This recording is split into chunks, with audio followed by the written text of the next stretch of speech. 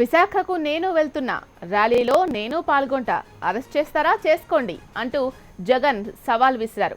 ప్రత్యేక హోదా కోసం శాంతియుతంగా ఆందోళన నిర్వహించేది ఖాయమని తేల్చి చెప్పారు. ప్రత్యేక హోదాపై అందరం కలుద్దాం, అందరం కలిసి ఢిల్లీకి వెళ్లి అడుగుదాం, మేం సిద్ధం, ఎవరినైనా కలుపుకుపోతాం అంటూ జగన్ స్పష్టం చేశారు.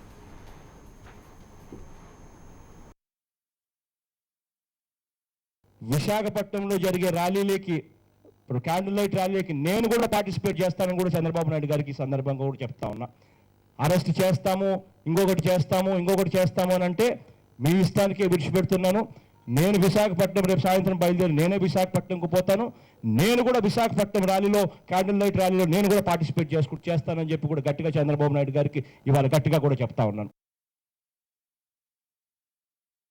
ప్రత్యేక హోదా అన్న అంశం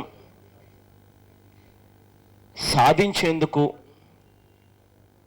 ముఖ్యమంత్రి మనకు తోడుగా నిలబడాల్సిన పరిస్థితుల్లో, సమయంలో రాష్ట్ర ప్రజలను వెన్నుపోటు పొడుస్తా ఉన్న పరిస్థితులు చూసినప్పుడు నిజంగా గుండె తరుక్కుపోతుంది. ముఖ్యమంత్రి గారు ప్రెస్ మీట్లో పెడుతూ హోదాలో ఉన్న అన్ని అంశాలను ప్యాకేజీలోకి వచ్చాయి కాబట్టి మేము హోదాను అడగడం లేదు, హోదాను వదిలేసాము అని చెప్పి సాక్షాత్తుగా నిన్న ముఖ్యమంత్రి ప్రెస్ మీట్ పెట్టి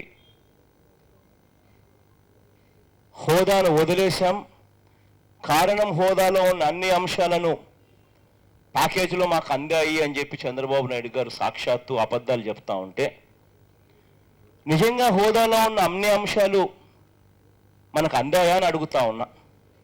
ముఖ్యమంత్రి గారు ఎన్నికలకు ముందు ప్రజలతో పని ఉన్నప్పుడు ముఖ్యమంత్రి గారు అయితేనేమి, ఇదే వెంకయ్య నాయుడు గారు అయితేనేమి, ఆ రోజు ఎన్నికలకు ముందు వాళ్ళు అన్న మాటలు ఒక్కసారి ప్లే చేస్తా, ఒక్కసారి మళ్ళీ మన మైండ్ని రిఫ్రెష్ చేసుకుందాం. ఆ రోజు వాళ్ళు అన్న మాటలు మళ్ళీ ఒక్కసారి జ్ఞాపకం తెచ్చుకోవడానికి అవకాశం ఉంటుంది.